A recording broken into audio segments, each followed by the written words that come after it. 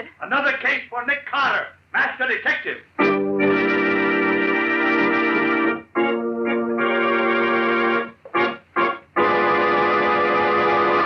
Yes, it's another case for that most famous of all manhunters, the detective whose ability at solving crime is unequaled in the history of detective fiction.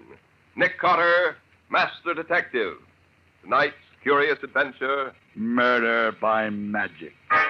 Or Nick Carter and the mystery of the missing identity. I wonder how Scubby's making out. Do you suppose that he had any trouble, Nick? I doubt it, Patsy. Scubby knows Philadelphia well enough to get all the information I want without any difficulty. Yes, but he's been gone 3 days now. He didn't plan to be gone that long, did he? Well, no, Patsy, but it's not always possible to tell in advance how long it's going to take to find... Nick Carter's office. Nick there, Patsy? Well, Scubby. Yes, he's here. How are you making out? Oh, please put Nick on. I've got to talk to him and quick. Well, sure, Scubby. Here he is. Nick, it's Scubby. He sounds as though there was something wrong. Well, I hope not. Hello, Scubby. What's up? Nick, can you come to Chicago right away? Chicago? Thought you went to Philadelphia. So did I, but I landed in Chicago. What? And am I in trouble? What kind of trouble? I seem to have killed a man. Oh, now, don't try to be funny, Scubby. What's this all about? I'm not being funny, Nick. I'm really in a jam.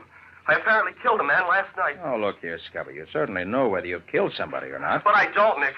What makes you think you have? It says so in the paper. What paper? The Chicago papers. Oh, please, Nick, will you come out here right away? I've got to have help and in a hurry. All right, Scubby.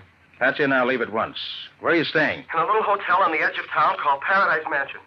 I haven't dared to stir out of here since I read about the murder. Okay, Scubby, sit tight. We'll be there as soon as the plane can get us there.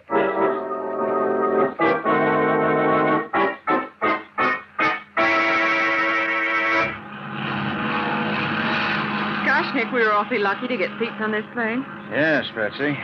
Well, now that we're safely on our way, let's take a look at these Chicago papers I bought. See what they have to say about our friend Scubby. Okay. Look, Nick, on the front page. Murderer of nightclub patron sought. Yeah. And here's a snapshot of the killer taken at the nightclub. Wonder how they happened to get that. It does look kind of like Scubby, doesn't it? Yes, could be. Now look at these fingerprints. Certainly Scubby's. I'd know them anywhere. That's certainly Scubby's cigarette lighter. It's the one I gave him last Christmas. So I see. It says here, a cold-blooded killing reminiscent of the gang wars of years ago. Oh, Nick, do you think that Scubby could... Oh, I wouldn't believe it if he admitted it. Scubby couldn't kill anybody. But it certainly looks as if he got himself into some real trouble this time. And what's he doing in Chicago?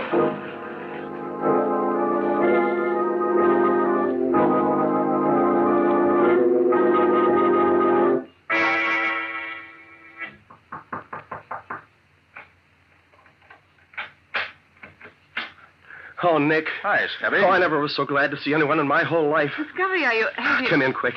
Let me get this door closed. Jittery, aren't you? Yeah. Well, I'm glad to see you're still out of jail. Oh, Nick, don't joke about it. I'm just about crazy. Look, I'm in a jam. Well, suppose you sit down and tell us just what happened. And begin at the beginning. Don't leave out anything. All right. Well, it's quite a story and pretty unbelievable, but I'll try to tell it the best I can. As you know, I started for Philadelphia, and I was sitting in the airport waiting room, waiting for my plane to be announced, when somebody stumbled over my feet. I looked up expecting them to say, excuse me, and then I heard a funny, shrill little voice say... Stupid! Why don't you keep your feet where they belong? Huh? Oh, why don't you look where you're going? You're too stupid to be allowed out in public. Yeah, well, nobody asked you for your opinion. If you don't like my feet, just keep away from them. Trying to insult me, are you? You're not even fit to speak to me, you stupid idiot. Look here, Bud. That's 3 times you've used that word stupid about me. The 4th time might get you a skin nose. Come on your way. You are attempting to divert my senses from the concentration of inner thought to the grosser contemplations of the external world. Come again? But you are as clumsy as a cow at doing it. Look, fella, if you've got somewhere to go, just go ahead. Your room is better than your company. You are being sarcastic. That is because you do not know who I am. All right, I'll bite. Who are you? You tell me and see if I care. It is useless to tell you. That thing you think is your mind is a rusted, worthless tool. A sponge too dried out to soak up anything. Oh, dumb, you mean? Exactly. Do you really want to know who I am? Quite frankly, I don't give a tinker's damn. I am Chi-Chi, the omnipotent. In the central council of the farthest inward, I am the most completely self-equipped. Brother, you don't make sense. I am the mystic. In the whole council, I am the most honored. There has been in 20 generations no other great enough to be the mystic. But I am he. Okay. Well, now that we've settled that, how's about some peace and quiet? You have offended me grievously. I do not let such offenses go unpunished. I shall sit here beside you and decide what your punishment is going to be. I shall say no more until I have decided. Okay. Well, happy thoughts, my mystical little pal. So he sat down beside me and didn't say another word. He was a funny, weaseled-up little man, and he amused me rather than worried me, so I forgot all about him. Did he take the same plane you did? Oh, don't get ahead of me, Patsy.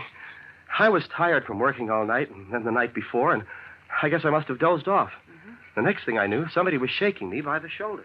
Come on, Palsy. Snap out of it. This is as far as this cab goes. Hey, wake up, Palsy. This is where you get off. Huh? Oh, sure. Sure, I'm awake. Come on, Palsy. This is your hotel. There must have been some night you had last night, huh, Palsy? Oh, stop calling me Palsy. Sure. Whatever you say, Palsy. What the deuce is the matter with me? Why does my head feel so foggy? What? Hey, where am I? Where's the plane? Look, Palsy, I don't know who you're kidding, but this is where you live. Are you getting out or you going to stay in a cab? Well, where's my baggage? You're a great little kidder, Palsy. Now, come on. Get out. You better get some sleep. There's nothing like it for a hangover. Oh, all right. Oh, hey, you better give me a hand to get out of here. Okay, Palsy. Here you go. All right. There you are. Now there. Oh, what does the meter say? Same as always, Palsy. 50 cents. Yeah? Well, here's 6 bits. Keep the change. Hey, look, Palsy, you generally give me $5 for hauling you. I'll give you a knot on the head if you don't stop ribbing me. Okay, Palsy. Yeah, now you sound more like yourself. See you later. And he drove off, leaving me standing in front of the crummiest-looking hotel I ever hoped to stop at. You mean you have no notion of how you got there? No, not the faintest. Oh, but Scubby, you just Oh, can't... hold everything. Wait till I finish the story. Well, as I was apparently expected to go in the hotel, I did. As I approached the desk, the room clerk, a sad sack with a sour puss, tossed me a key. There you are, Mr. Gerson. I picked up the key and started to ask the clerk a lot of questions. But my head was so dizzy that I couldn't think straight. So I went up to room 714, which was the number on the key. What was it like, Scubby? Oh, cheap and flashy. And it reeked of cheap perfume. I found some letter paper on the writing desk, and the letterhead said, Hotel Prince Royal, Chicago. Then I at least knew where I was. My head was aching so that I stumbled into the bathroom to bathe it. I got one look at myself in the mirror, and it almost finished me. How do you mean, Scubby? Well, it wasn't me I saw in the mirror. But that's ridiculous. How could it be anyone else? Well, that's what I wanted to know. What I saw was a typical cheap, pasty-faced gangster with red hair. But your hair isn't red. Well, it was then. And then I discovered that I was wearing a zoot suit. What a sight you must have been. Well, it didn't amuse me, Nick. By this time, I was scared sick. My head was so dizzy, I couldn't think straight. I thought maybe I was still having some kind of nightmare. So I picked up the house phone, and when the operator answered, I asked her, What day is this? It's Friday, Mr. Gerson. Friday, March 24th? Of course, Mr. Gerson. Then it was yesterday that I left New York. What's that, Mr. Gerson? Oh, nothing. That's all, thanks. Oh, Palsy. Huh? I just heard from the hospital. You just broke Betty's arm, that's all. What? Oh, when was that? Well, last night, you remember. But don't worry, Betty's a good kid. She won't say nothing to the cops. Oh. Oh, yeah, thanks. Goodbye. And then I hung up the phone. Oh, it was getting worse and worse. I went back into the bathroom for another look at my new face. And then the room door opened, and I heard someone come in. You hear, Palsy? Huh? Oh, hello. Hi, Palsy. What's cooking, Snookins? Give me a match. Thanks, Tank. Would you mind telling me who you are? That's a new one on Dolly, Palsy. What's the rib? Oh, I just want to find out who you are. I'm Dolly, the spare rib, the girlfriend. You're my girlfriend? Say, Palsy, you're talking awful funny. What goes? Is this some new kind of a brush-off? Oh, no, you misunderstand me. Say, if you're trying to give me the air... No. No, it's still love. Dove. Well, that's more like it. For a minute, you had me guessing. See, by the way, Palsy, where was you last night? We had a date, Why'd you stand me up? Huh? Did I? I don't like that, Rat. You better explain and make it good. Well, I had business. Oh, I get it. You did a job you want me to cover for you. Okay, where do I say we went last night, you and me? Oh, well, I think that we'd better say that... I'll get that. There's something going on around here I ain't in on. Hello. Okay, thanks. What was it? She says there's 4 guys named Spike, Steve, Bernie, and Lucky coming up to see you. I got a blow. Them guys give me the chills, honey. They're real killers, and they ain't fussy who they kill. Be seeing you. I fly. Goodbye. Gosh, Scubby, what happened then? Were these 4 gentlemen up to expectations? Oh, they were gangsters, all right. They came sliding into the room as if they were afraid of me. Well, I had already discovered I was supposed to be a guy named Palsy Gerson, a mug who broke girls' arms when I wanted to, and I was a no-good who gave $5 tips to taxi drivers, and I was a crook who had his girlfriend cover up for him when he did a job, and now I seem to be buddies with this gang of hoodlums. Gee whiz. Well, one of them, the guy with a squint eye, did all the talking. Hi, Palsy. Look, you guys, look me over carefully. Am I Palsy Gerson? What's the matter, Palsy? Bad hangover? Oh, let it go. What's cooking? Look, Palsy, we're clean. There's not a rod on any of us. We come here for a peace talk. Yeah? Yeah. We've been pals working together for a long time now. We've been like that, right? So what? So everybody knows we're tied up with you. Even the cops know it. Now, if you get pulled in, we all get pulled in, because the cops will figure we're all in it together. Oh, what are you getting at? It's about this rub out last night. We didn't know nothing about that, Palsy. You didn't tell us. So we want you to give us the lowdown so we'll know what to say if one of us gets picked up. Oh, what are you talking about? Now, look, Palsy, everybody knows about last night's killing. We know it was your job, even if you did hire someone else to do it for you. Why, it's in all the newspapers this morning. Here, let me see that paper. Oh, there was the headline, all right. Murder in nightclub. And there was a picture of me. Not a picture of this Palsy Gerson, but of me, Scubby Wilson. Taken on the spot by the nightclub photographer, it said. And there were my fingerprints, Nick. Those prints that both of us know so well, found on the gun that was used. And a picture of the cigarette lighter Patsy gave me last Christmas. Look, you got me all wrong. I'm not Palsy Gerson. There's been a terrible mistake. Palsy? You mean you ain't gonna be straight with us? I tell you, this is all a mistake. Palsy, you trying to cross us up? We don't like it. We ain't gonna take it. Oh, listen a minute. You can't pin this... Can't do it, Palsy? Come on, boys. Take him over. Watch out for his rod. You ain't crossing us and getting away with it. Oh, I was so weak, I couldn't do a thing. And a minute later, they bent a blackjack over my left ear, and I went out cold. Scubby, you poor guy. You certainly had a tough time. Well, how did you get out of that Palsy Gerson role you were playing? I don't know, Nick. When I came to again, I was on the bed in this room. I lay there a few minutes, getting my senses back, and then I jumped off the bed and raced to the mirror. I was myself again. I was Scubby Wilson once more, and in my own clothes, and my hair wasn't red anymore. Yeah. And my own luggage was on the rack at the foot of the bed. But things like that just don't happen, Scubby. Oh, so I've heard, Patsy, but you can't prove it by me. So you went to sleep in the airport in New York. When you woke up, your mind was in the body of a local crook named Palsy Gerson. And some of Gerson's pals knocked you over the head. And when you woke up again, you were back in your own body in this hotel. Yeah, that's right. And while you were using Gerson's body, somebody was using your body to kill that guy in the nightclub, is that it? Yeah. You know, I know it sounds insane, Nick, but that's the way I see it from here.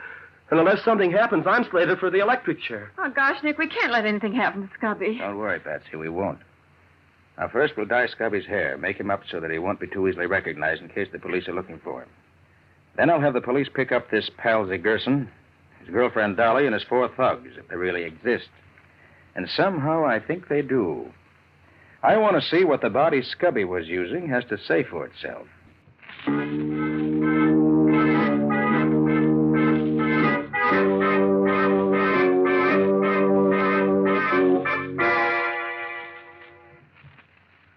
Well, Nick, These past 2 days haven't gotten us very far. We located Palsy Gerson, and he satisfied the police that he knows nothing about it. His girlfriend, Dolly, isn't the same girl who came to see me, and the telephone operator who called me Palsy has disappeared and can't be found. All of which adds up to a large round zero. You're wrong, Scubby. It all adds up to proof that you were part of a well-laid plan. But why, Nick? Why? Look, Scubby, if the police discover that you're the one who apparently killed the man in the nightclub, they'll arrest you. And I, even with my reputation for being on the right side of the law, will be arrested with you as an accessory after the fact. The police couldn't do anything else. All of which would be an excellent way for somebody to commit a murder, and at the same time get someone he didn't like jailed for the said killing. Scubby, I think I'm the one they're after. And they used you to get me. But how are we going to stop them, Nick? They got proof that I did that murder, and we can't prove that I didn't do it. That's what I'm trying to do now, Scubby. Get that proof before the police catch up with us. So far, I haven't had... Oh, Patsy, see who that is, will you? Sure, Nick. Hold everything. Hold everything. We have warrants for the arrest of Scubby Wilson and Nick Carter in connection with the murder of John Walters.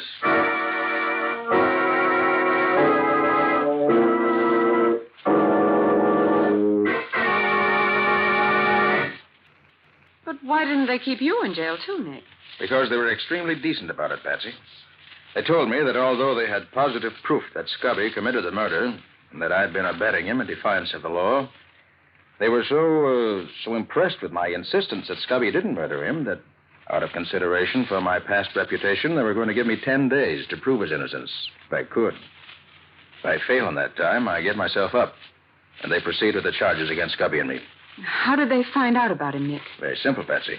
They sent the fingerprints they found on the gun to Washington, to the FBI, and they identified them as Scubby's. You know, he and I are both on file there as law enforcement agents. Mm-hmm. Little investigation found Scubby was living here, and the rest was easy. What's your next move, Nick? Patsy, if my hunch is right, the man behind this wants to get at me for some reason or other. So he's going to be awful mad when he finds the police have let me go again. And he may try to do something himself about getting me out of the way. And if he doesn't? I have a couple of the boys keeping their eyes open for anyone who looks like that mystic Scubby was telling us about. I believe he's at the bottom of all this, Patsy. If I can lay my hands on him, I feel sure he can tell us all the answers. But he might mystic you, too, Nick, the way he did Scubby. He might. But I doubt it. Well, I'm going down to pick up a paper at the newsstand. I'll be right back, Patsy. Evening Journal, please. Thanks. Don't make any sudden moves, Bud. Looking for me? You Nick Carter? Yes. Then you're the one we want. What can I do for you? Keep your hands in plain sight so me and my two boys here don't have to do any sudden shooting. This ain't a water pistol I got here. I'll take your word for it. What do we do now? The mystic wants to talk to you. Come on. And come quiet.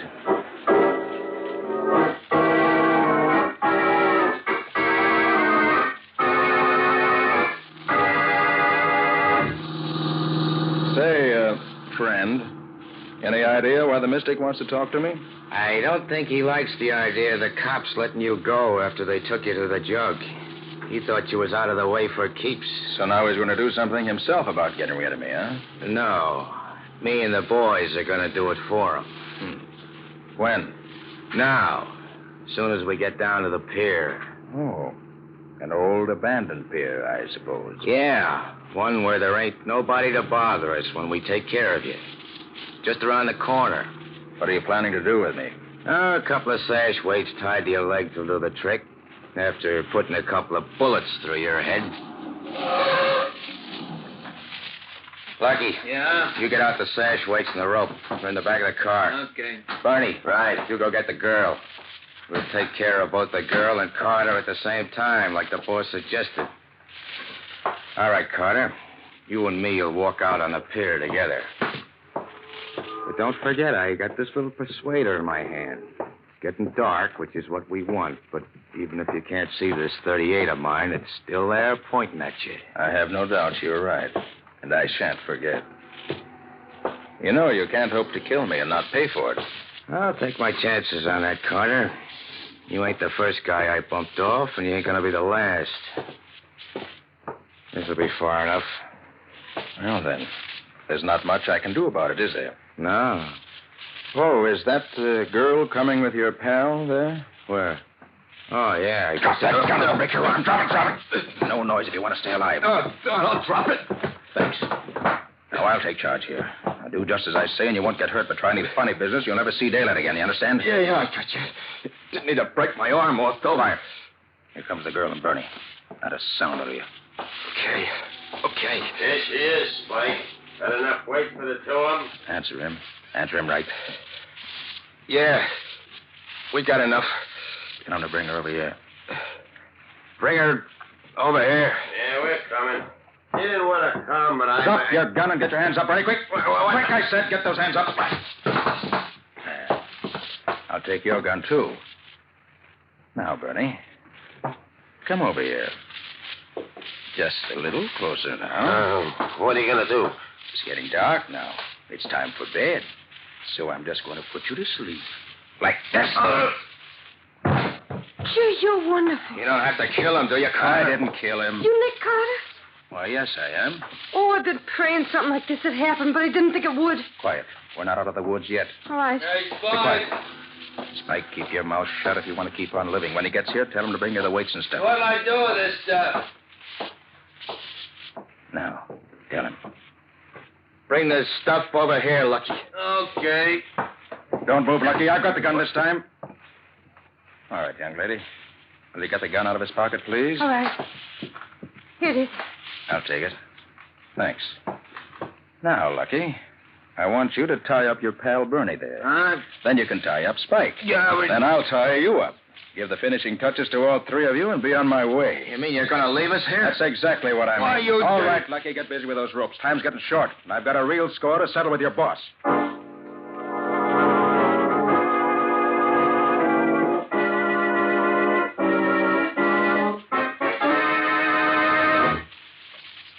Gee, Mr. Carter, you're wonderful. You sure these lugs ain't going to get out of these ropes? I'm sure. I've had lots of practice in this sort of thing. There. All right, come on. We can leave them there safely now. Say, look, I ain't told you who I am yet, have I? Why, no. Who are you? I'm Dolly. Dolly. Hmm. You're not Gerson's friend. No, I'm the other one. The one the mystic hired to visit your friend in the hotel. So that's who you are. Yes. How much do you know about this racket? Well, I didn't know nothing about it then, but since they snatched me and kept me locked up in their hideout, I learned a lot from listening to them talk. Let's stop here a minute. What's this all about, Dolly? If that's your name. Now, my real name's Ann. Did your friend really think he was pals with Gerson? Yes, he certainly did, for a while. That's absurd, of course. The mystic done it. He has an anesthetic gas that he gives you when you're asleep or knocked out. He doped your friend in the airport and brought him to Chicago. Then he had somebody make him up like a mobster, and he let him wake up in that taxi cab. And I suppose he paid all those people to put on the act that convinced Scubby he really was Palsy Gerson. Only the taxi driver, the telephone girl, the hotel clerk, and me. The four thugs was already members of the gang. And they beat him up so this mystic could give him another shot of the gas while he was unconscious and let him wake up as himself? Yes. And he was so doped all the time we was putting on the act that he never could figure out what was going on. Very clever. But how did you get in on this? I wanted to be an actress. They hired me to put on this act. They told me they were ribbing some friend of theirs. But when I saw the publicity in the papers and I saw that you got arrested, too, I knew it wasn't no gag. I went to where their headquarters was one day to see if they were still there so I could go to the police. But somebody saw me there and grabbed me. I've been locked up ever since. You know why they wanted to do all this? The mystic knew your friend was going to Philadelphia to get some dope on a racket. The mystic was the head of the gang, and he wanted to scare your friend off. He hoped he'd scare you off, too. He's getting ready to work the same racket all over the country. And you was the only one who was getting hot on his trail. I thought that was it. And when we didn't scare off, he had to take matters into his own hands. I suppose it was one of the Mystic's thugs who did the killing in the nightclub? Yeah, it was Spike, made up to look like your pal. And he left the evidence at the cop star. Who was the man he killed? Some fella wouldn't play ball the way he wanted him to. Look, you know where the headquarters of this gang is? Sure. Just about a block from here. Want me to show you? You bet I do. With your help, I'm going to get that Mystic, if he's there. Come on. It's over this way.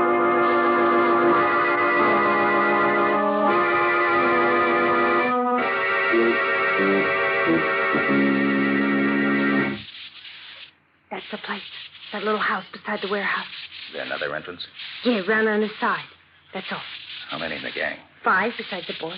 You got 3 of them tied up on the pier. Good. Can you handle a gun? I don't know. I'll try it if you want me to. Good. Take this one. Go around to the other door. When you hear me fire once, you shoot that gun 6 shots, fast. Can you do that? Sure. What are you going to do? When I pick the lock on this door, go in and try to trap them. If they try to make a getaway through the other door, the shots you fire will make them think they're surrounded. Okay? Sure. Good luck, Mr. Carter. I'll be listening for you. Now, Mr. Mystic, let's see how mystical you really are. First, I get this door open. There. That was easy. Guess they're not expecting trouble. Now to find them. And with Spike taking care of Carter, and the cops taking care of that stooge of his, we'll have nothing to worry about any further. I guess we were too clever for the great Nick Carter. Think so, do you? Up with your hands, all of you. Make it snappy. Nick Carter, get more. No good. You're surrounded. You can't get away. Got it, boss. We ain't got a chance. Drop your guns if you want to stay alive. Very well. You're too many for us this time. Drop your boys. Drop. Thank you. Now turn and stand up against the wall with your hands in the air. That's it. Oh, Ann. Ann, it's all over now. You can come in. Fight's over. You got him, Mr. Carter? Gee, you're a real detective, ain't you? All right, Ann. Go to the nearest telephone and call police headquarters. Yes. Tell them we have the correct answer to the killing that Scubby's charged with. And tell them to send some cops down here after them right away. Sure thing, Mr. Carter. Now, who's on top, Mr. Mystic? Why don't you try a little magic now? All right, Ann, get going. Scubby will be very anxious to get this good news. I'm on my way, Mr. Carter. You mean you didn't have any police here with you? No, my mystical friend. Just me and the girl. But using my own special brand of magic, you couldn't tell the difference. And that's the kind of magic worth using.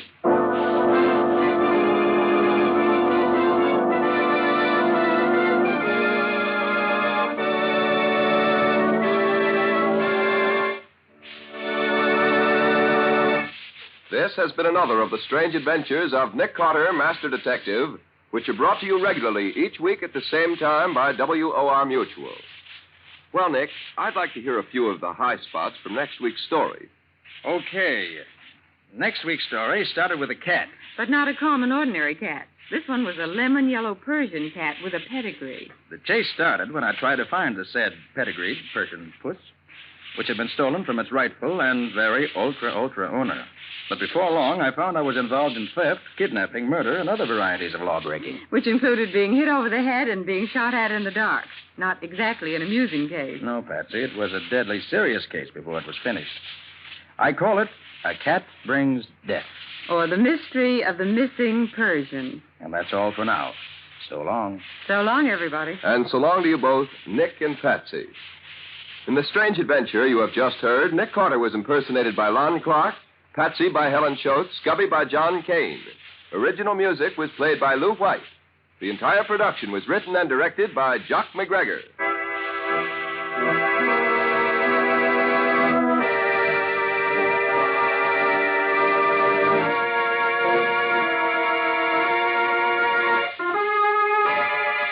Next week at the same time, listen to another curious experience of Nick Carter entitled A Cat Brings Death, or Nick Carter and the Mystery of the Missing Persian.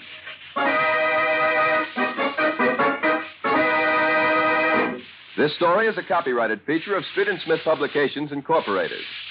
The Return of Nick Carter is produced in the studios of WOR and is broadcast over most of these stations every Saturday evening at 10:15 Eastern War Time. This is Mutual.